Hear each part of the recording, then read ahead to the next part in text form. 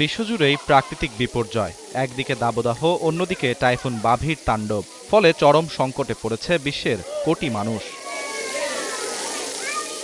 যুক্তরাষ্ট্রে তীব্র তাপপ্রবাহে ৪ কোটির বেশি মানুষ সতর্কতার আওতায় রয়েছেন।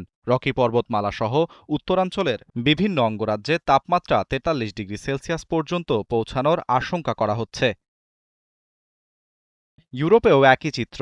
পর্তুগাল ও দক্ষিণ স্পেনে তাপমাত্রা ৪২ ডিগ্রি সেলসিয়াস ছুঁতে পারে।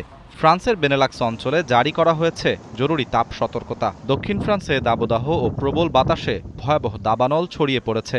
জুন মাসের শেষ দিকে ৮ দিনে তাপপ্রবাহ কেড়ে নিয়েছে ১০,০০০-এরও বেশি মানুষের প্রাণ।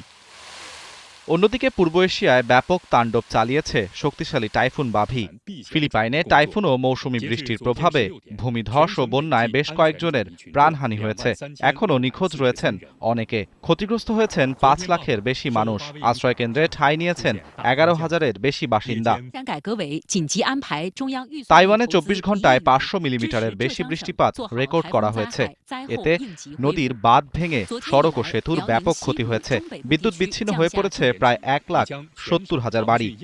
লানিউ দ্বীপের কাছে একটি মালবাহী জাহাজ আটকে যাওয়ায় তেল ছড়িয়ে পড়ার আশঙ্কাও তৈরি হয়েছে।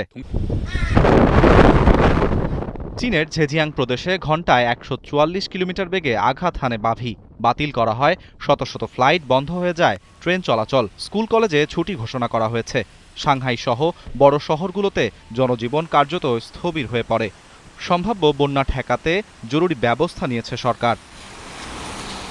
তবে স্থলভাগে ঢোকার পর টাইফুন বাভি অনেকটাই দুর্বল হয়ে নিম্নচাপে পরিণত হয়েছে। আবহাওয়াবিদরা বলছেন, ঝড়ের শক্তি কমলেও এর অবশিষ্ট অংশ থেকে উত্তর চীনে ভারী বর্ষণ ও আকস্মিক বন্যার ঝুঁকি এখনও রয়ে গেছে।